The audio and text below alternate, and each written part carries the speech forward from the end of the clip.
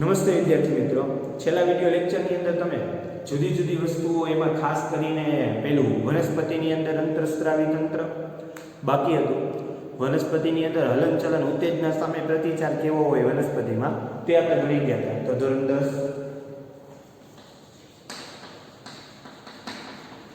વિષય વિજ્ઞાન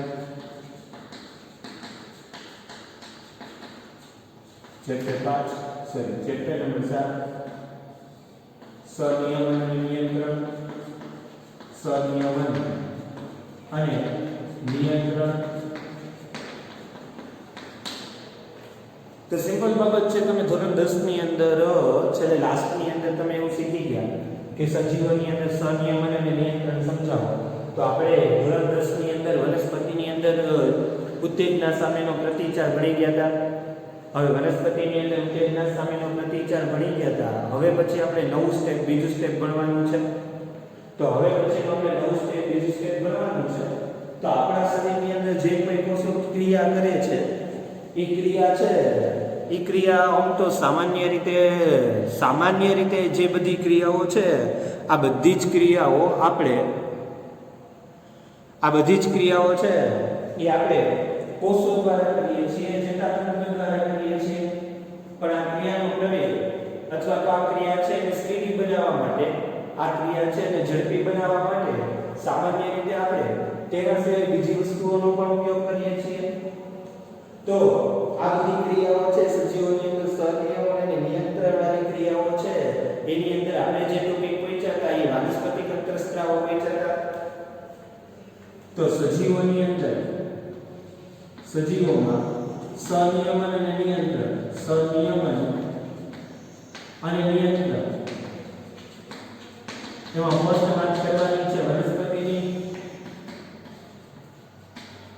અને વનસ્પતિ બની ગયો પછી સેકન્ડ નંબરના સ્ટેપની વાત કરવાની છે મનુષ્યની. વનસ્પતિની અંદર અંતરસ્ત્રાવો ભણવાના છે. તો વનસ્પતિની અંદર ઉત્પન્ન થતા અંતરસ્ત્રાવોને વાનસ્પતિક અંતરસ્ત્રાવો કહે છે. આ વાનસ્પતિક અંતરસ્ત્રાવો બે પ્રકારના હોય છે.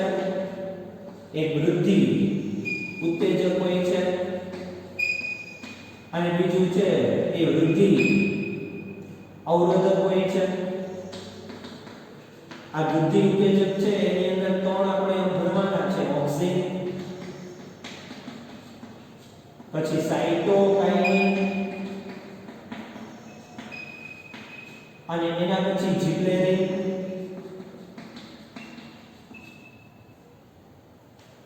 આની અંદર એક જ કરવાનું છે ઓક્સિક એસિડ. તો વનસ્પતિની અંદર ગયા વિડિયો લેક્ચરની અંદર તો આપણે ભણી જ ગયા હતા કે વનસ્પતિ છે એ સામાન્ય રીતે વનસ્પતિ કઈ રીતે વર્ક કરતી હોય. તો વનસ્પતિ સામે બે પ્રકારના જે કઈ ઉત્તેજના સામેના પ્રતિચાર હતા. એક ટ્રોપિઝમ હતું, એક નેસ્ટિઝમ હતું. એ પ્રતિચાર ને ઉત્તેજન ને એ બધું તો ભણાઈ ગયું. પણ વનસ્પતિ દ્વારા અમુક અંતરસ્ત્રાવો ઉત્પન્ન થાય. વનસ્પતિમાંથી જે અંતરસ્ત્રાવો ઉત્પન્ન થાય તેમને વાનસ્પતિક અંતરસ્ત્રાવો કહેવાય. વાનસ્પતિક અંતરસ્ત્રાવો બે પ્રકારના હોય. એક વૃદ્ધિ ઉત્તેજક હોય, એક વૃદ્ધિ અવરોધક હોય. વૃદ્ધિ ઉત્તેજક એટલે જે વનસ્પતિની વૃદ્ધિમાં વધારો કરે. વૃદ્ધિ અવરોધક એટલે જે વનસ્પતિ વૃદ્ધિને અવરોધે. તો વૃદ્ધિ ઉત્તેજક છે અને વૃદ્ધિ અવરોધકારક છે. જે વનસ્પતિની વૃદ્ધિમાં વધારો કરે તેને વૃદ્ધિ ઉત્તેજક કહેવાય અને જે વનસ્પતિ વૃદ્ધિને અવરોધે તેને વૃદ્ધિ અવરોધક કહેવાય. તો સામાન્ય રીતે વૃદ્ધિ ઉત્તેજક અંતરસ્ત્રાવ છે એ ત્રણ છે: ઓક્સિન, સાઇટોકાઇનિન ને જીબ્રેલિન. વૃદ્ધિ અવરોધકારક છે એક જ છે ઓક્સિક એસિડ. હવે ઓક્સિનની વાત કરીએ તો ઓક્સિન કઈ રીતનું છે? તો વનસ્પતિની અંદર ઓક્સિન છે ને એ એવો અંતરસ્ત્રાવ છે કે વનસ્પતિના પરાહોની વૃદ્ધિને વધારે. વનસ્પતિની પરાહો છે એની વૃદ્ધિને વધારે છે. હવે વનસ્પતિની પરાહોની વૃદ્ધિને વધારવું એટલે કઈ રીતની વાત થઈ? તો તમે ધ્યાનથી મગજથી વિચારો કે જે બાજુ સૂર્યપ્રકાશ હોય એ બાજુ વનસ્પતિની પરાહો જાય. કાલવાળું આપણું વિડિયો લેક્ચરનું પ્રકાશનું વર્તન. તો વનસ્પતિ જે બાજુ પ્રકાશ મળતો હોય એ બાજુ તો વૃદ્ધિ કરશે, પણ જે બાજુ પ્રકાશ નથી મળતો ત્યાં વનસ્પતિ વૃદ્ધિ તો કરે જ છે.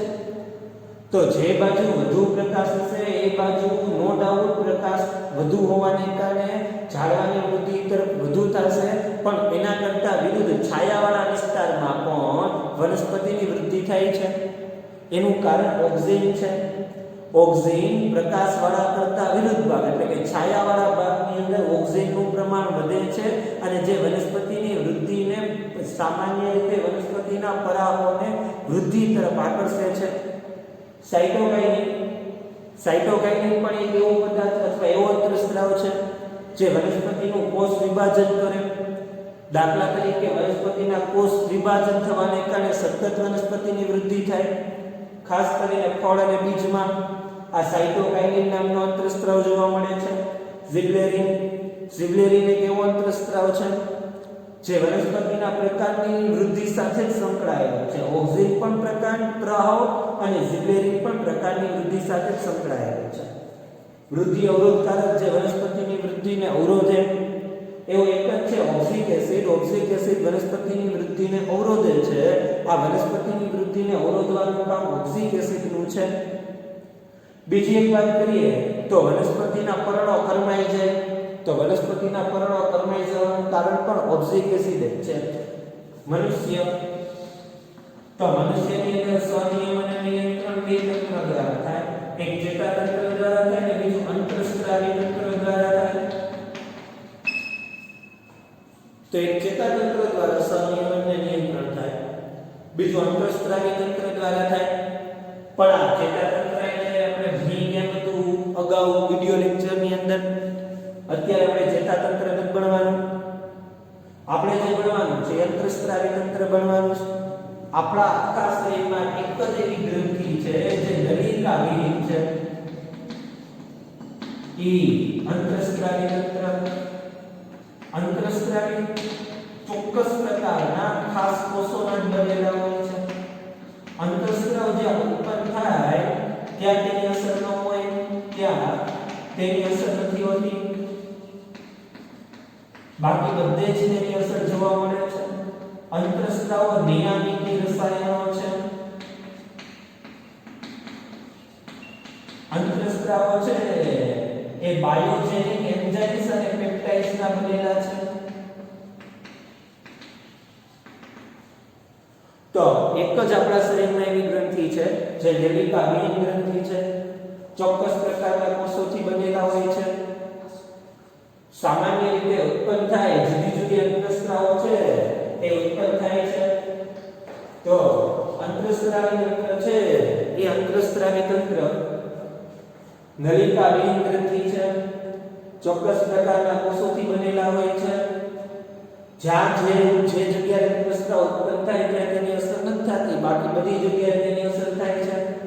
અંતઃસ્ત્રાવ નિયામિકી રસાયણો છે. અંતઃસ્ત્રાવ એક પ્રકારના બાયોજેનિક એન્ઝાઇમ્સ છે. તો અંતઃસ્ત્રાવો છે નિયામિકી રસાયણો એટલા માટે તમે કીધા છે.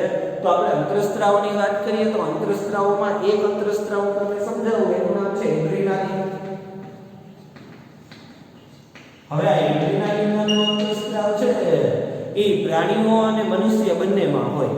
ટેક્સ્ટબુકમાં આપણે ખિસકોલીનું ઉદાહરણ આપણે આપેલું છે કે ખિસકોલી છે એ ખિસકોલીમાં બે પરિસ્થિતિ હોય.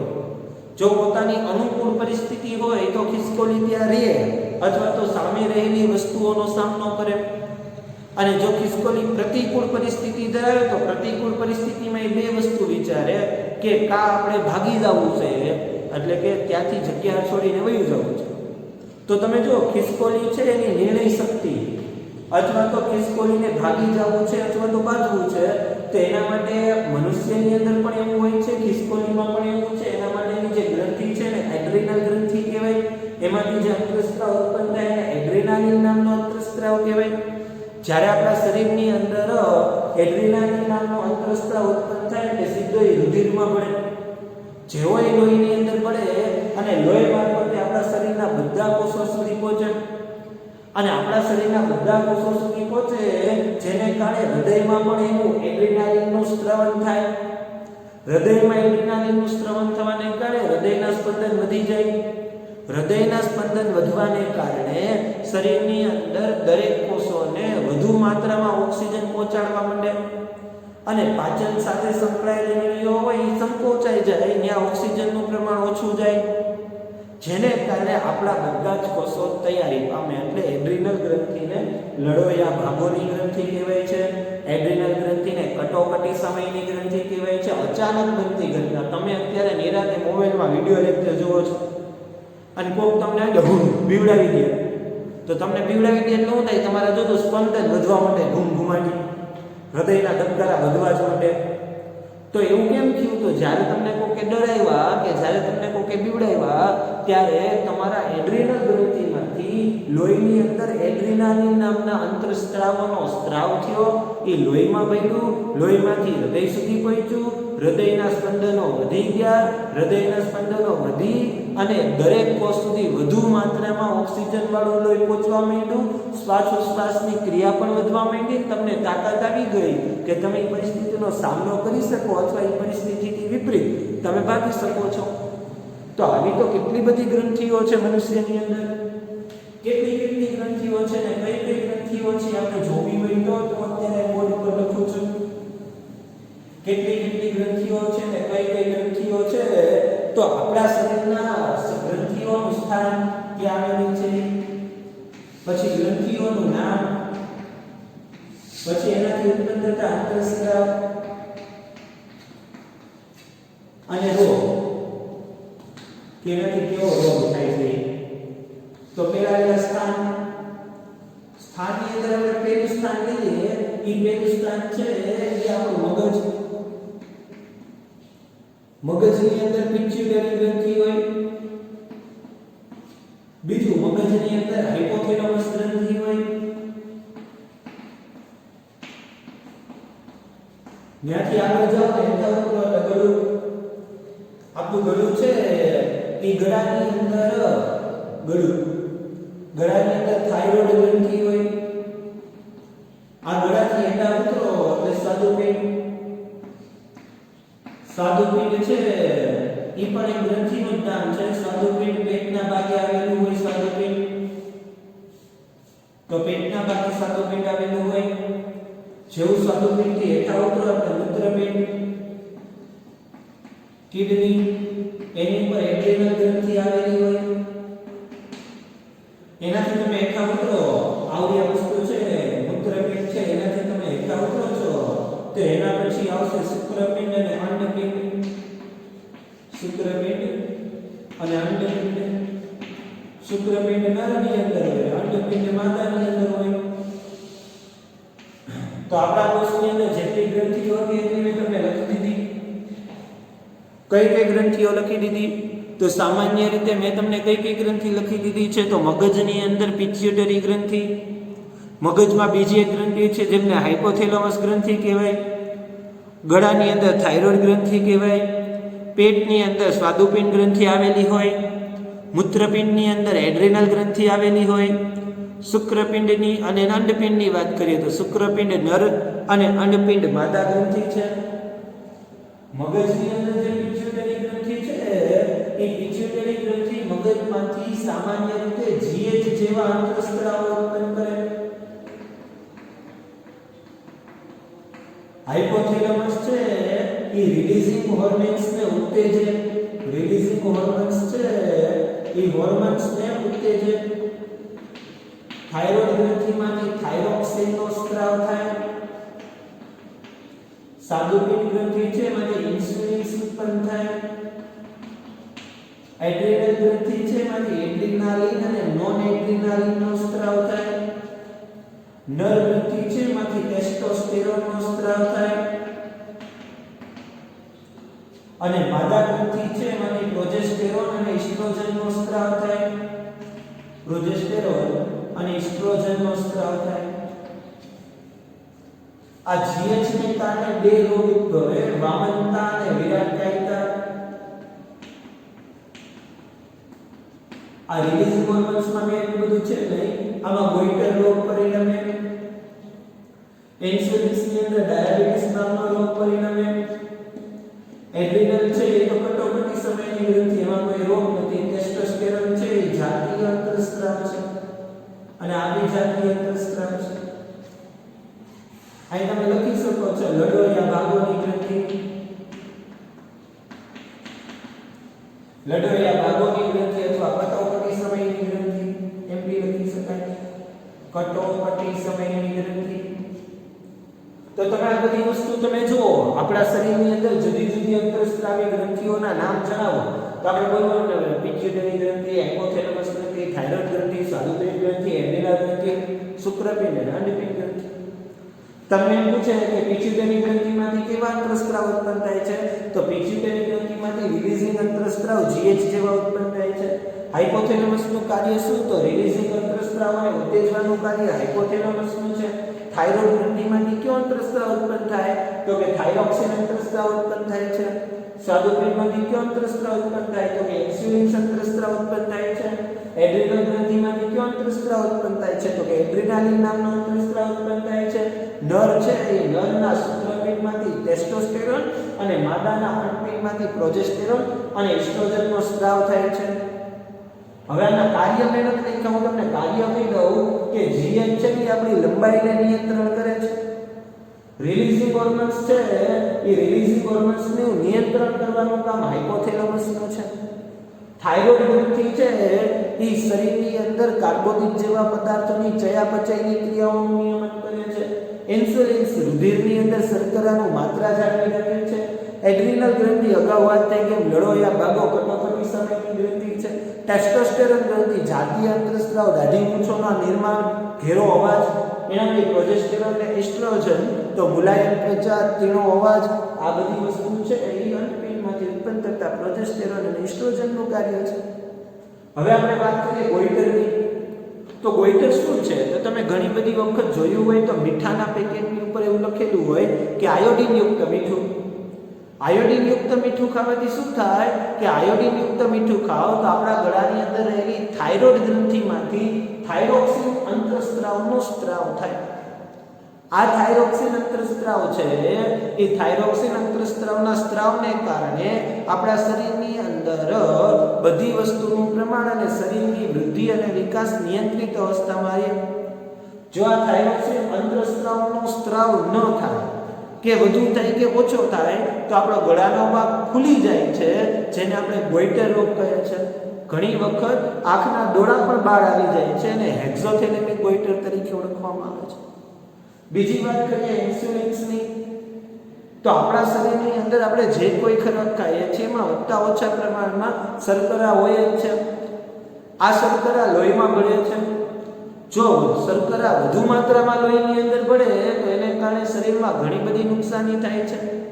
તો જ્યારે રુધિરમાં શર્કરાનું પ્રમાણ વધી જશે ત્યારે ઇન્સ્યુલિન છે એ શર્કરાનું પ્રમાણ ઘટાડી દેશે અને આવી રીતે લોહીમાં તે ઇન્સ્યુલિન મારફતે શર્કરાનું પ્રમાણ છે એ જળવાઈ રહે છે. પરંતુ ડાયાબિટીસ નામના દર્દીને ઇન્સ્યુલિન ઉત્પન્ન ન થવાને કારણે રુધિરમાં શર્કરાની માત્રા વધે છે, જેને કારણે ઘણા બધા રોગો પરિણમે છે. તેથી ડાયાબિટીસ વાળી વ્યક્તિ જેને ડાયાબિટીસ નામનો રોગ થયો છે તેને ઇન્સ્યુલિનના ઇન્જેક્શન લેવા પડે છે. બીજી આવે એડ્રિનલ ગ્રંથિ, કટોકટી સમયની ગ્રંથિ છે. મેં તમને કીધું એમાંથી એડ્રિનાલિન અને નોન એડ્રિનાલિન નામના અંતરસ્ત્રાવનો સ્ત્રાવ થાય છે. બીજું એમાંથી મેલનોકોર્ટિકોઇડ પ્રકારના પણ ઘણા બધા અંતરસ્ત્રાવ ઉત્પન્ન થાય છે. તો એડ્રિનલ ગ્રંથિની અગાઉ વાત થઈ ગઈ એમ કે અચાનક બનતી ઘટના છે, કોઈ આપણે બીવડાવે તો અચાનક બનતી ઘટના છે એના સામે શું કરવું એના માટેની ગ્રંથિ છે. ટેસ્ટોસ્ટેરોન છે એ જાતીય અંતરસ્ત્રાવ છે જે લગભગ 10 વર્ષ પછી 10 થી 14 વર્ષની વયે આ અંતરસ્ત્રાવનો સ્ત્રાવ થાય, જેને કારણે આપણે દાઢી મૂછનું નિર્માણ થાય, અવાજ ઘેરો બનતો જાય, ખંભા અને છાતીનું પહોળું થવું, આ બોડી બિલ્ડર બનતા જાય. પણ ટેસ્ટોસ્ટેરોન નર જાતીય શુક્રપિંડમાંથી જ ઉત્પન્ન થાય. માદા જાતીય અંતરસ્ત્રાવ અંડપિંડમાંથી જ ઉત્પન્ન થાય, જેમાં એસ્ટ્રોજન અને પ્રોજેસ્ટેરોન છે. બેના જુદા જુદા કાર્ય છે. એકનું કાર્ય એવું છે કે મુલાયમ ત્વચા, સોફ્ટ ત્વચા, તીણો અવાજ, આ બધી વસ્તુ છે એસ્ટ્રોજન પ્રોજેસ્ટેરોન મારફતે થાય. અને બીજું રજોસ્ત્રાવ છે અથવા તો સામાન્ય રીતે શરીરના સ્ત્રીઓના ગર્ભાશય પર નિયંત્રણ રાખવાનું કામ આવા અંતરસ્ત્રાવો મારફતે થાય છે. આ સિવાય કેટલી બધી બીજી નવી ગ્રંથિઓ તમને કહું તો પેરાથાઇરોઇડ ગ્રંથિ, એમાંથી પેરાથોર્મન્સ પ્રકારના અંતરસ્ત્રાવોનો ઉત્પન્ન થાય. તો પેરાથાઇરોઇડ ગ્રંથિ છે એમાંથી પેરાથોર્મન્સ પ્રકારના અંતરસ્ત્રાવનો ઉપયોગ થાય, ઉદ્ભવ થાય. થાઇમસ ગ્રંથિ પણ આવે. આવી જુદી જુદી ઘણી બધી ગ્રંથિઓ હોય. દરેક ગ્રંથિઓના કાર્ય હોય. આપણી ટેક્સ્ટમાં તો આટલું જ આપેલું છે. અહીંયા તમારું ચેપ્ટર 7 નું પૂરું કમ્પ્લીટ. મેં તમને આ ચેપ્ટરની અંદર ઘણું બધું જે સમજાવવાનું હતું સમજાવી દીધું. બોર્ડ ઉપર છે 12નો છેલ્લો ટોપિક. તો આ છેલ્લો ટોપિક તમે જોઈ લો. આને રિલેટેડ કે પ્રશ્ન હોય તો WhatsApp કે ETC અધર મારફતે પૂછી શકો છો. તો કઈ ખાસ છે નહીં, આ બધી ગ્રંથિઓ તમને આવડી જાય એવી છે. આ ચેપ્ટરમાં આપણે સૌપ્રથમ બનાવી ચેતાતંત્ર વિના. ચેતાતંત્ર ભણી ગયા પછી આપણે અંતસ્ત્રાવી તંત્ર હાલ અત્યારે ભણી રહ્યા છીએ મનુષ્યનું. આ બે ભણાઈ ગયા એટલે વનસ્પતિની અંદર પણ આપણે ભણ્યા હતા પેલું લજામણીના છોડવાળું અને વનસ્પતિના અંતસ્ત્રાવો એ પણ આ ચેપ્ટરની અંદર જ ભણ્યા. તો ટેક્સ્ટબુક રાખજો સામે. ટેક્સ્ટબુકની અંદર જોજો. જે કાંઈ તમને ન ખબર પડે એના વિશે મને પૂછજો. ટેક્સ્ટબુક સાથે રાખવાની, આ બધી વસ્તુ સાથે રાખવાની. તમને પૂછે અંતસ્ત્રાવી ગ્રંથિઓના ગુણધર્મ લખો તો આ ગુણધર્મ લખી નાખવા. ટેક્સ્ટબુકમાં બહુ કંઈ છે નહીં. અંતસ્ત્રાવી ગ્રંથિ નલિકાવી ગ્રંથિ છે. અંતસ્ત્રાવો ચોક્કસ પ્રકારના કોષોના બનેલા છે. જ્યાં તે ઉદ્ભવે છે ત્યાં તેની અસર નથી થતી, શરીરના બીજા ભાગમાં અસર થાય છે. નિયામિક રસાયણો છે, તે બાયોજેનિક એન્ઝાઇમ્સ છે, બરાબર છે. અને જેટલા ઉત્પન્ન થાય ને એટલા વપરાય છે, એમાં કંઈ વધતું નથી. તો આવી રીતના અંતસ્ત્રાવના ગુણધર્મો પણ તમને આપેલા છે. તો વામનતા અને વિરાટતા શબ્દ સમજાવવાનો બાકી રહી ગયો. GH યોગ્ય માત્રામાં ઉત્પન્ન ન થાય ને, એટલે GH યોગ્ય માત્રામાં ઉત્પન્ન ન થવાને કારણે વામનતા અને વિરાટતા સર્જે. ઘણી વખત તમે તમારી આજુબાજુના મિત્રો જોવો છો જે ઊંચાઈમાં ઘણા નાના હોય, એ તમારા જેવડી જ હોય, પણ ઊંચાઈમાં ઘણા નાના હોય તો એનું કારણ GH નો સ્ત્રાવ છે ને ઓછો થયો હોય, જેને કારણે તે વામનતા અનુભવે. અને અમુક અમિતાભ બચ્ચન જેવા હોય લાંબા તેનું કારણ તો કે એની અંદર GH નો સ્ત્રાવ વધુ થયો હોય એટલા માટે તે વિરાટ કાયદામાં પરિણમે છે. તો જેમાં GH નો સ્ત્રાવ ઓછો થાય તે વામનતામાં પરિણમે છે, જેમાં GH નો સ્ત્રાવ વધુ થાય તે વિરાટ કાયદામાં પરિણમે છે. એટલે GH ના સ્ત્રાવને નિયંત્રિત કરવું પડે.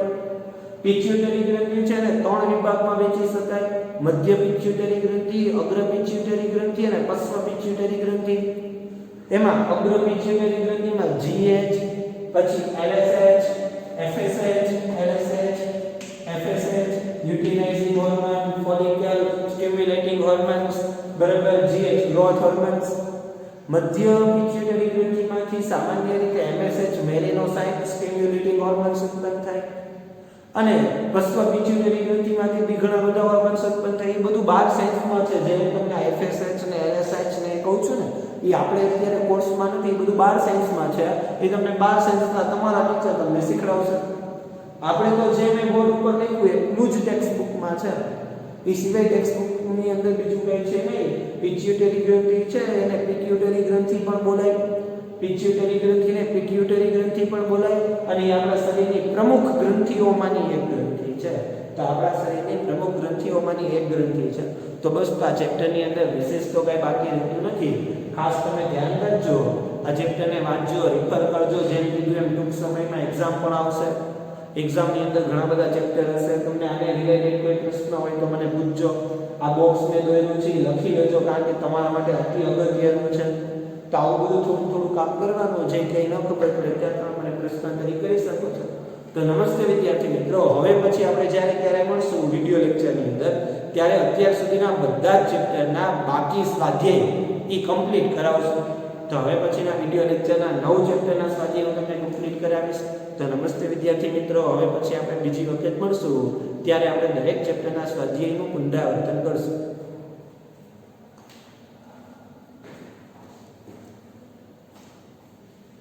चलिए दोस्तों, वीडियो लेक्चर को स्टार्ट करते हैं। हमारे शरीर की अलग अलग एक्टिविटी को कंट्रोल करने का काम या तो नर्वस सिस्टम करता है या तो हार्मोन्स। दोस्तों, हार्मोन या ग्रंथि रस मतलब ग्लैंड जूस एक ऐसा केमिकल सब्सटेंस होता है जो हमारे ग्लैंड से प्रोड्यूस होता है। लिविंग थिंग्स में होने वाली जितनी भी बायोलॉजिकल एक्टिविटी है, जैसे कि वृद्धि, विकास और प्रजनन, इन सभी को कंट्रोल करने का काम हार्मोन्स का होता है। हार्मोन्स की खोज 1902 ईस्वी में बेलिस स्टार्लिंग ने किया था। दोस्तों हमारे शरीर में हार्मोन्स प्रोड्यूस करने वाले दो प्रकार के ग्लैंड होते हैं। फर्स्ट एक्सोक्राइन ग्लैंड और दूसरा एंडोक्राइन ग्लैंड। तो फर्स्ट हम बात करते हैं एक्सोक्राइन ग्लैंड के बारे में। एक्सोक्राइन ग्लैंड ऐसे ग्लैंड को कहते हैं जो डक्ट में एंजाइम को कंडक्ट करती है, मतलब डक्ट में एंजाइम को ले जाती है, जैसे कि मिल्क ग्लैंड, टीयर ग्लैंड मतलब आंसू का ग्लैंड, स्लाइवा ग्लैंड मतलब लार का ग्लैंड इत्यादि। दोस्तों सेकंड बात करते हैं एंडोक्राइन ग्लैंड। देखिए एंडोक्राइन ग्लैंड एक ऐसे ग्लैंड को कहते हैं जो सीधे ब्लड में हार्मोन को मिला देता है। इस ग्लैंड में कोई भी डक्ट नहीं होता है, मतलब यह डक्टलेस होता है और यह हार्मोन ब्लड प्लाज्मा के द्वारा शरीर के अलग अलग भागों में पहुंच जाता है। अब बात कर लेते हैं कि हमारे शरीर में कौन कौन से एंडोक्राइन ग्लैंड्स हैं। तो दोस्तों हमारे शरीर में mainly pituitary gland, hypothalamus, thyroid gland, parathyroid gland, adrenal gland, pancreas gland, ovaries, testes. तो चलिए दोस्तों हम फर्स्ट बात करते हैं पिट्यूटरी ग्लैंड के बारे में। तो देखिए पिट्यूटरी ग्लैंड हमारे ब्रेन के ठीक निचले पार्ट में होता है। यह स्फेनाइड हड्डी के गड्ढे में स्थित होता है जिसे सेल टर्सिका कहते हैं। यह ग्लैंड एक मटर के दाने के बराबर होता है जिसका वेट 0.6 ग्राम होता है। इसे मास्टर ग्लैंड भी कहा जाता है क्योंकि यह ग्लैंड से निकलने वाले हार्मोन को कंट्रोल करता है। तो चलिए अब बात कर लेते हैं कि पिट्यूटरी ग्लैंड से निकलने वाले हार्मोन कौन कौन से हैं और उसके मुख्य कार्य क्या है। फर्स्ट है एसटीएच हार्मोन मतलब सोमैटोट्रोफिक हार्मोन। यह शरीर के वृद्धि विशेषकर हड्डियों की ग्रोथ को कंट्रोल करती है। एसटीएच की अधिकता से शरीर बहुत लंबा तथा विशाल हो जाता है। एसटीएच की कमी से मनुष्य में बौनापन होता है। सेकंड बात करते हैं टीएसएच मतलब थायराइड स्टिमुलेटिंग हार्मोन्स। देखिए यह थायराइड ग्लैंड को हार्मोन सिक्रीट करने के लिए प्रेरित करता है। Third ACTH hormone. देखिए एसीटीएच हार्मोन एड्रिनल कार्टेक्स के सिक्रीशन को कंट्रोल करता है। Fourth GTH hormone. यह हार्मोन जनन अंगों के कार्यों को कंट्रोल करता है। फिफ्थ बात करते हैं एलटीएच हार्मोन मतलब लैक्टोजेन हार्मोन। दोस्तों इसका जो मुख्य काम है वो शिशु के लिए स्तनों में दूध उत्पन्न करना है। सेकंड हम बात करते हैं हाइपोथैलेमस के बारे में। दोस्तों यह ग्लैंड ब्रेन में होता है और पिट्यूटरी ग्लैंड से निकलने वाले हार्मोन के सिक्रीशन को कंट्रोल करता है। थर्ड हम बात करते हैं थायराइड ग्लैंड के बारे में। दोस्तों यह जो ग्लैंड होता है मनुष्य के गले में सांस की नली ट्रिकिया के दोनों ओर और लैरिक्स के नीचे स्थित रहता है। यह ग्लैंड थायरॉक्सिन नामक हार्मोन को बनाता है जिसमें आयोडीन की मात्रा अधिक होता है। दोस्तों यहाँ पे हम समझते हैं कि थायरॉक्सिन का काम क्या होता है। ठीक है, तो देखिए थायरॉक्सिन का काम शरीर में कार्बोहाइड्रेट, फैट तथा प्रोटीन के मेटाबॉलिज्म रेट को कंट्रोल करना होता है। यह सेल रिस्पिरेशन की गति को बढ़ा देता है। दोस्तों थायरॉक्सिन बॉडी के ग्रोथ विशेषकर की बोन और हेयर के लिए जरूरी होता है। जनन अंग के जो सामान्य काम होते हैं वो इन्हीं की सक्रियता पर निर्भर करते हैं। ये पिट्यूटरी ग्लैंड के हार्मोन के साथ मिलकर शरीर के वाटर बैलेंस को कंट्रोल करते हैं। अब हम बात कर लेते हैं कि थायरॉक्सिन की कमी से कौन कौन से रोग होते हैं। तो देखिए थायरॉक्सिन की कमी से लोगों में घेंघा रोग हो जाता है। अब घेंघा रोग है क्या? तो देखिए भोजन में आयोडीन की कमी से ये रोग होता है। इस रोग में थायराइड के ग्लैंड के साइड बहुत बढ़ जाता है। सेकंड है क्रिटिनिज्म। यह रोग बच्चों में होता है। इसमें बच्चों का मानसिक तथा शारीरिक विकास रुक जाता है। थर्ड है हाइपोथायराइडिज्म। देखिए लंबे समय से थायरॉक्सिन की कमी के कारण यह रोग होता है। इस रोग की वजह से जनन कार्य संभव नहीं हो पाता है। कभी कभी इस रोग के कारण मनुष्य गूंगा एवं बहरा भी हो जाता है। फोर्थ है मिक्सिडमा रोग। दोस्तों यंग स्टेज में होने वाले इस रोग में मेटाबॉलिज्म ठीक से नहीं हो पाता है जिससे हार्ट बीट तथा ब्लड प्रेशर कम हो जाता है। दोस्तों अब हम बात करते हैं थायरॉक्सिन की अधिकता से होने वाले रोग कौन कौन से हैं। फर्स्ट है टॉक्सिक ग्वाइटर। देखिए टॉक्सिक ग्वाइटर एक ऐसा रोग है जिसमें हार्ट बीट और ब्लड प्रेशर बढ़ जाता है, साथ ही साथ रेस्पिरेशन रेट भी बढ़ जाता है। सेकंड है एक्सोथैल्मिया। इस रोग में आंख फूल जाता है तथा नेत्र कोटर से बाहर निकल आता है। तो चलिए अब बात करते हैं पैराथायराइड ग्लैंड के बारे में। तो दोस्तों पैराथायराइड ग्लैंड जो है वो गला में थायराइड ग्लैंड के ठीक पीछे होता है। इससे दो हार्मोन निकलते हैं। फर्स्ट पैराथायराइड हार्मोन और दूसरा कैल्सिटोनिन। फर्स्ट हमारा है पैराथायराइड हार्मोन। यह हार्मोन तभी प्रोड्यूस होता है जब ब्लड में कैल्शियम की कमी हो जाती है। सेकेंड है कैल्सिटोनिन। जब ब्लड में कैल्शियम की मात्रा ज्यादा हो जाती है तब यह हार्मोन निकलता है। मतलब ब्लड में कैल्शियम की मात्रा कंट्रोल करने का काम पैराथायराइड ग्लैंड को ही है। तो अब हम नेक्स्ट बात कर लेते हैं एड्रेनल ग्लैंड के बारे में। तो दोस्तों एड्रेनल ग्लैंड किडनी के ऊपर रहता है और इसका मुख्य काम स्ट्रेस के कंडीशन में हार्मोन निकालना है। यहाँ पर एड्रेनल ग्लैंड को हम दो भागों में डिवाइड कर सकते हैं, एक बाहरी भाग जिसको हम कार्टेक्स बोलते हैं और एक अंदर का भाग जिसको हम मेडुला बोलते हैं। तो दोस्तों चलिए हम फर्स्ट बात कर लेते हैं कार्टेक्स से जो निकलने वाले कौन कौन से हार्मोन हैं और कार्टेक्स के क्या काम है, इसके बारे में सबसे पहले बात कर लेते हैं। ठीक है, यहाँ पर एड्रेनल कार्टेक्स को हम 3 पार्ट में डिवाइड कर सकते हैं। फर्स्ट है जोना रेटिकुलेरिस जो अंदर का लेयर है, सेकंड है जोना फेसिक्यूलेटा जो मिडिल लेयर है, और थर्ड है जोना ग्लोमेरुलोसा जो आउटर लेयर है।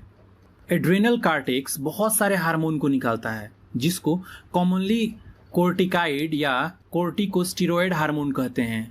ऐसा कोर्टिकाइड हार्मोन जो कार्बोहाइड्रेट तथा प्रोटीन के मेटाबॉलिज्म में इन्वॉल्व होते हैं उन्हें ग्लूकोकार्टिकॉइड्स कहते हैं। हमारे शरीर में कार्टिसोल मेन ग्लूकोकार्टिकॉइड्स है।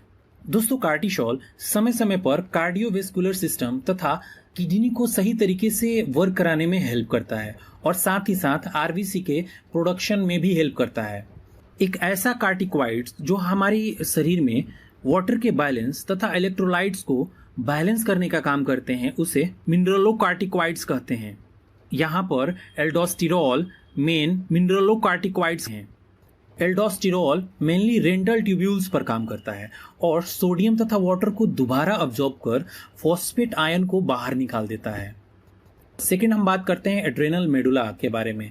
तो एड्रेनल मेडुला 2 हार्मोन को बनाता है। फर्स्ट एड्रीनलिन या फिर एपिनेफ्रिन, सेकेंड है नॉर एड्रीनलिन या नॉर एपिनेफ्रिन। इन दोनों को कॉमनली हम कैटेकोलमिनस कहते हैं।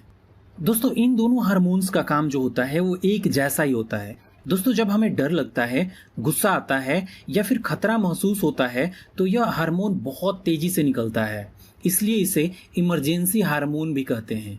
दोस्तों ये हार्मोन अलर्टनेस, आंखों के पुतलियों के फैलाव, रोंगटे खड़े होना, पसीना आदि को बढ़ावा देता है।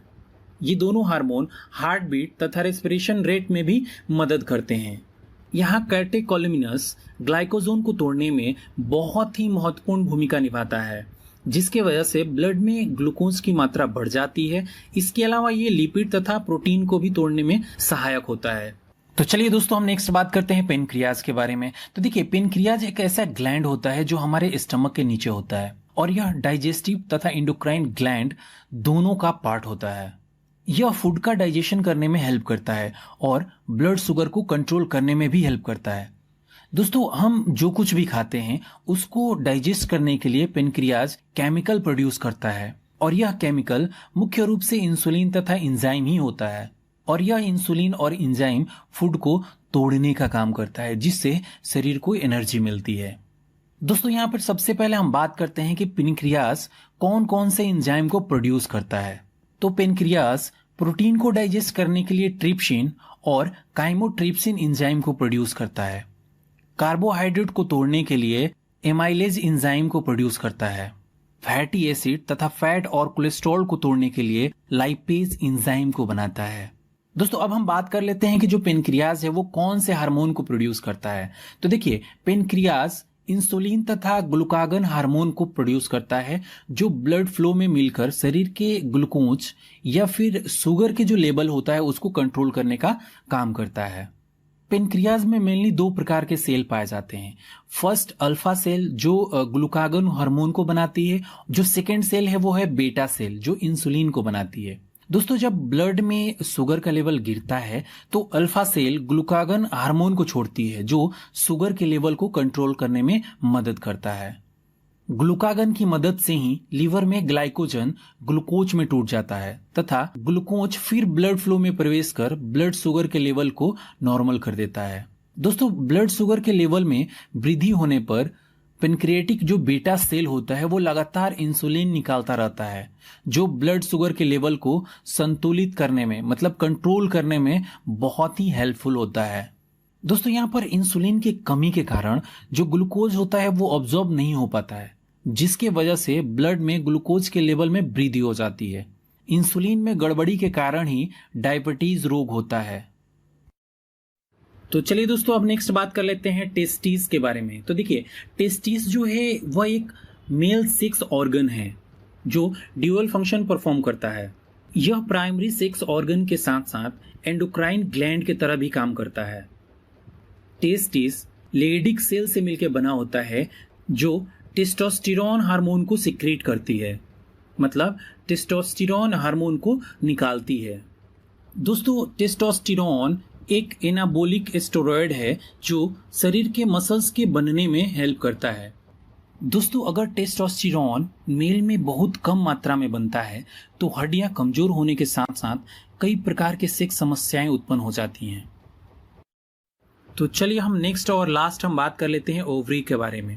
तो ओवरी को हिंदी में अंडाशय बोलते हैं। ओवरी ग्लैंड सिर्फ फीमेल में ही पाया जाता है, जिसकी संख्या 2 होती है। दोस्तों ओवरी एक ऐसा प्राइमरी फीमेल सेक्स ऑर्गन है जो मेंस्ट्रुअल साइकिल के दौरान ओवम प्रोड्यूस करता है।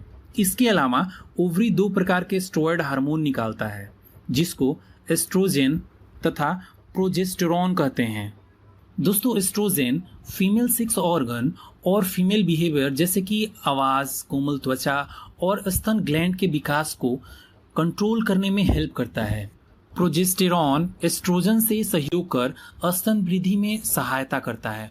अंत तक ध्यान से देखिए और यदि अभी तक हमारे चैनल को सब्सक्राइब ना किया हो तो सब्सक्राइब जरूर कर लीजिए। चलिए शुरू करते हैं। सबसे पहले हार्मोन्स क्या है इसकी परिभाषा बता देते हैं। तो उच्च कोटि के जंतुओं में कुछ विशेष ग्रंथियों के द्वारा शारीरिक क्रियाओं का नियंत्रण होता है। ये ग्रंथियां विशेष प्रकार से रासायनिक पदार्थों का स्राव करती हैं। इन्हीं पदार्थों को हार्मोन्स कहा जाता है। मतलब मनुष्य के शरीर में कुछ ऐसी ग्रंथियां पाई जाती हैं जिनसे रासायनिक पदार्थ स्रावित होता है, यानी एक विशेष प्रकार का रासायनिक पदार्थ स्रावित होता है, उसे ही हार्मोन कहा जाता है। अथवा इस परिभाषा को हम शॉर्टकट में कहें तो जंतुओं में अंतःस्रावी ग्रंथियों से स्रावित विशिष्ट रसायनों को हार्मोन्स कहते हैं। अब इस परिभाषा में मैंने बताया कि शरीर की क्रियाओं का नियंत्रण, तो कौन सी क्रियाओं का नियंत्रण होता है? तो वह क्रियाएं हैं पाचन, उपापचय, वृद्धि, जनन, उत्सर्जन आदि। ये जो क्रियाएं हैं शारीरिक क्रियाओं का नियंत्रण करता है। मतलब हार्मोन्स पाचन, जनन, उत्सर्जन आदि इन सब का नियंत्रण एवं नियमन करता है। एक वर्ड और आया है अंतःस्रावी ग्रंथियां। तो हार्मोन्स स्रावित करने वाली ग्रंथियों को अंतःस्रावी ग्रंथियां अथवा अंग्रेजी में एंडोक्राइन ग्लैंड्स कहा जाता है। जिनसे हार्मोन्स स्रावित होते हैं उन्हें ही अंतःस्रावी ग्रंथियां या एंडोक्राइन ग्लैंड्स कहते हैं। हार्मोन्स का वितरण रक्त द्वारा होता है, यानी ये रक्त के द्वारा हमारे शरीर के विभिन्न भागों में पहुंचता है। अर्थात अंतःस्रावी ग्रंथियां अपना स्राव सीधे रुधिर में छोड़ती हैं। चलिए अब जान लेते हैं कि मनुष्य में कौन कौन सी अंतःस्रावी ग्रंथियां पाई जाती हैं और उनसे कौन कौन से हार्मोन स्रावित होते हैं। तो मनुष्य की अंतःस्रावी ग्रंथियों के अंतर्गत पहली है पीयूष ग्रंथि या पिट्यूटरी ग्लैंड, अथवा इसे मास्टर ग्रंथि भी कहा जाता है। यह ग्रंथि मस्तिष्क में स्थित होती है। दूसरी है थायराइड ग्रंथि या थायराइड ग्लैंड, यह गले में स्थित होती है। तीसरी है पैराथायराइड ग्रंथि या पैराथायराइड ग्लैंड अंग्रेजी में कहते हैं, यह भी गले में ही स्थित होती है। अगली है अधिवृक्क ग्रंथि या एड्रीनल ग्लैंड, यह वृक्क या किडनी के पास में स्थित होती है। और नेक्स्ट है थाइमस ग्रंथि या थाइमस ग्लैंड, यह ग्रंथि वक्ष भाग के पास में स्थित होती है, यानी वक्ष भाग में हृदय के पास में स्थित होती है। और अगली है पिनियल काय या पिनियल बॉडी, तो यह ग्रंथि मस्तिष्क में स्थित होती है। इन ग्रंथियों के अलावा भी अग्न्याशय, वृषण, वृक्क, अंडाशय आदि ऐसे अंग होते हैं या आदि ऐसे अंग हैं जिनसे हार्मोन्स स्रावित होते रहते हैं। तो इन सभी ग्रंथियों में से कौन कौन से हार्मोन स्रावित होते हैं और उनके क्या क्या कार्य होते हैं, इन सब के बारे में एक एक करके अलग अलग वीडियो में आपको बताऊंगा। आज के वीडियो में केवल पीयूष ग्रंथि या पिट्यूटरी ग्रंथि के बारे में बताऊंगा। पीयूष ग्रंथि को अंग्रेजी में पिट्यूटरी ग्लैंड भी कहते हैं। पीयूष ग्रंथि छोटे आकार की ग्रंथि होती है जो मटर के दाने की आकार की होती है, जैसे मटर का दाना होता है, जैसा कि आप चित्र में देख रहे हैं। पीयूष ग्रंथि अग्र मस्तिष्क के पश्च भाग यानी आगे वाले मस्तिष्क के पीछे भाग डाइएन्सेफेलान के अधर तल पर स्थित होती है। मतलब यह हुआ कि यह ग्रंथि मस्तिष्क के हाइपोथैलेमस से लगी होती है। देखिए, यह ग्रंथि इन्फेंडिबुलम नामक व्रंत के द्वारा मस्तिष्क से जुड़ी रहती है। पीयूष ग्रंथि को मास्टर ग्रंथि भी कहा जाता है या पिट्यूटरी ग्रंथि को मास्टर ग्लैंड भी कहते हैं, क्योंकि यह शरीर की क्रियाओं का नियंत्रण तो करती ही है, साथ में शरीर में पाई जाने वाली अन्य अंतःस्रावी ग्रंथियों को भी नियंत्रित करती है। इसीलिए इसे मास्टर ग्रंथि कहा जाता है। यह 3 भागों में बटी होती है, अर्थात इसमें 3 पिंडक होते हैं, अग्रपिंडक, मध्य पिंडक और पश्च पिंडक। चलिए, अब इसके द्वारा स्रावित होने वाले हार्मोन्स के नाम, उनके कार्य, उनकी कमी से कौन सा रोग हो जाता है, उनकी अधिकता से कौन सा रोग हो जाता है, अर्थात इसके प्रभावों को समझ लेते हैं। तो पहले पिट्यूटरी ग्रंथि के पश्च भाग से स्रावित हार्मोन्स के बारे में समझ लेते हैं। तो पहला है वैसोप्रेसिन हार्मोन्स। अंग्रेजी में इसे एंटी डायूरेटिक हार्मोन भी कहा जाता है, यानी वैसोप्रेसिन हार्मोन को अंग्रेजी में एंटी डायूरेटिक हार्मोन भी कहते हैं और शॉर्टकट में ADH हार्मोन्स के नाम से पूछा जाता है, जाना जाता है। कभी कभी ADH के नाम से पूछ भी लेते हैं परीक्षाओं में, तो इसे ही वैसोप्रेसिन या एंटी डायूरेटिक हार्मोन कहा जाता है। ADH को फुल फॉर्म होता है इसका। यह वृक्क या किडनी के द्वारा जल के पुनः अवशोषण तथा मूत्र की मात्रा को नियंत्रित करता है। यह शरीर के कुछ भागों की रुधिर वाहिनियों को संकुचित करके रुधिर दाब में वृद्धि भी करता है। मतलब किडनी की नलिकाओं में जल अवशोषण को बढ़ाता है, जिससे मूत्र की मात्रा कम होती है, और जब रुधिर वाहिनियों को संकुचित करेगा तो रुधिर दाब या ब्लड प्रेशर में वृद्धि भी होगी। तो इस हार्मोन्स की कमी होने पर मूत्र के साथ पानी की अधिक मात्रा निकलने लगती है, जिसे ऊदक मेह रोग कहा जाता है। मतलब इस हार्मोन्स की कमी होने पर ऊदक मेह या डायबिटीज इंसिपिड्स रोग हो जाता है। इस रोग के होने पर बार बार पेशाब आता है और शरीर से अधिक पानी निकलता है। फिर पिट्यूटरी ग्रंथि द्वारा स्रावित दूसरा हार्मोन है ऑक्सीटोसिन या इसे पिटोसिन भी कहा जाता है। यह हार्मोन गर्भाशय की पेशियों के संकुचन को प्रेरित करता है, यानी स्त्रियों में गर्भाशय में जो पेशियां होती हैं उनके संकुचन को प्रेरित करता है। अर्थात गर्भावस्था के अंतिम काल में गर्भाशय की दीवार की पेशियों को सिकोड़कर और फैलाकर प्रसव पीड़ा उत्पन्न करता है, यानी सिकोड़ता है और फैलाता है। मतलब प्रसव के समय गर्भाशय के फैलने तथा प्रसव के बाद गर्भाशय के सिकुड़ने को प्रेरित करता है। प्रसव के पहले गर्भाशय को फैलाता है, प्रसव के बाद गर्भाशय को सिकोड़ता है। स्त्रियों में शिशु जन्म के समय यही हार्मोन गर्भाशय की ग्रीवा को चौड़ा भी करता है। जब शिशु का जन्म होना होता है, यानी जब बच्चा आसानी से बाहर आ सके, इसके लिए ये गर्भाशय की ग्रीवा को, गर्दन को चौड़ा भी करता है। ऑक्सीटोसिन हार्मोन दुग्ध ग्रंथियों को संकुचित करके दुग्ध स्रावण में भी सहायता करता है। ये जो ऑक्सीटोसिन हार्मोन है, ये दुग्ध ग्रंथियों को संकुचित करता है और संकुचित करके दुग्ध स्रावण में भी सहायता करता है। मतलब प्रसव के बाद यह स्तनधारियों में दुग्ध स्राव को भी उत्तेजित करता है, यानी स्तन ग्रंथियों को सक्रिय करता है। चलिए, अब पिट्यूटरी ग्रंथि के अग्रपिंड से स्रावित हार्मोन्स को समझा देते हैं। तो पहला हार्मोन है वृद्धि हार्मोन, अथवा अंग्रेजी में इसे ग्रोथ हार्मोन भी कहते हैं, GH। इसी को सोमैटोट्रॉपिक हार्मोन भी कहा जाता है। शॉर्टकट में सोमैटोट्रॉपिक हार्मोन्स को STH हार्मोन कहा जाता है। कभी कभी परीक्षाओं में STH हार्मोन्स के नाम से भी पूछ लिया जाता है। तो यह हार्मोन ऊतकों तथा हड्डियों की वृद्धि को नियंत्रित करता है, अथवा यह शरीर की सभी कोशिकाओं में DNA, RNA और प्रोटीन के संश्लेषण को प्रेरित करता है और हड्डियों तथा पेशियों की वृद्धि एवं मरम्मत को भी प्रेरित करता है। कुल मिलाकर कहा जाए तो यह हार्मोन वृद्धि के लिए अति आवश्यक है। यह RNA, DNA और प्रोटीन संश्लेषण को बढ़ाता है, मैंने बताया, और ऊतकों के क्षय को रोकता है। और हड्डियों तथा पेशियों के विकास में भी सहायक होता है।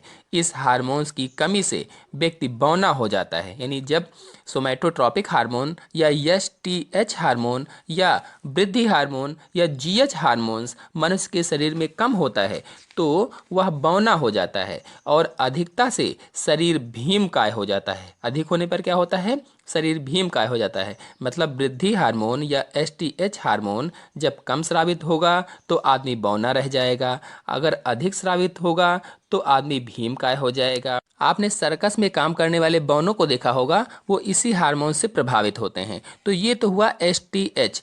अब आते हैं पिट्यूटरी ग्रंथि के अगले हार्मोन्स, पुटिका प्रेरक हार्मोन्स या इसे अंग्रेजी में फॉलिकल उत्तेजक हार्मोन या फॉलिकल स्टिमुलेटिंग हार्मोन्स कहते हैं और शॉर्टकट में FSH कहा जाता है। यह हार्मोन स्त्रियों में अंडाशय को एस्ट्रोजन के स्रावण को प्रेरित करता है और पुरुषों में वृषण की शुक्र जनन नलिकाओं की वृद्धि और शुक्र जनन को प्रेरित करता है। मतलब स्त्रियों में अंडाशय के फॉलिकल्स की वृद्धि करता है, अंडों को परिपक्व या मेच्योर करता है, साथ ही मादा हार्मोन एस्ट्रोजन का स्राव भी करवाता है। इसी प्रकार से पुरुषों में वृषणों की शुक्र जनन नलिकाओं की वृद्धि करता है, शुक्र जनन को भी प्रेरित करता है और शुक्राणुओं का निर्माण भी इसी हार्मोन्स के द्वारा होता है या इसी हार्मोन्स के द्वारा नियंत्रित होता है। इसी कारण अधिक शुक्राणु उत्पन्न होने लगते हैं। अब आते हैं पिट्यूटरी ग्रंथि के अगले हार्मोन, थायराइड उत्तेजक हार्मोन या थायरोट्रॉपिक हार्मोन भी इसे कहा जाता है। शॉर्टकट में इसे TSH कहते हैं। यह थायराइड ग्रंथि को थायरॉक्सिन बनाने के लिए उत्तेजित करता है। मतलब थायराइड ग्रंथि की वृद्धि एवं श्रावण क्रिया का प्रेरक है। अगला है प्रोलैक्टिन हार्मोन्स, तो ये मैमोट्रॉपिक हार्मोन्स कहलाता है। शॉर्टकट में इसे MTH भी कहा जाता है। यह हार्मोन गर्भावस्था के साथ स्त्रियों में स्तन की वृद्धि करता है और स्तन ग्रंथियों में दूध बनाने को भी प्रेरित करता है या नियंत्रित करता है। मतलब स्त्रियों में गर्भकाल के समय अधिक मात्रा में स्रावित होकर स्तनों की वृद्धि भी करता है और शिशु के जन्म के बाद दुग्ध का स्राव भी करता है। बता दें कि इसका स्राव स्त्रियों में गर्भकाल के दौरान बढ़ जाता है और इसकी कमी से मादा में दुग्ध निर्माण नहीं होता है। फिर अगला हार्मोन है ल्यूटिनाइजिंग हार्मोन। शॉर्टकट में इसे LH भी कहा जाता है और हिंदी में अंतराल कोशिका प्रेरक हार्मोन्स कहते हैं। यह हार्मोन मनुष्य में गौण लैंगिक लक्षणों के विकास से संबंधित एंड्रोजन्स के स्रावण को प्रेरित करता है। अर्थात मादा हार्मोन्स एस्ट्रोजन और नर हार्मोन्स एंड्रोजन्स को प्रेरित करता है, जिसके कारण द्वितीयक लैंगिक लक्षणों का विकास होता है। तो इस प्रकार से आज मैंने आप लोगों को जंतु हार्मोन्स के अंतर्गत मानव हार्मोन्स में पिट्यूटरी ग्रंथि से स्रावित हार्मोन्स के बारे में डिटेल में बताया। आशा है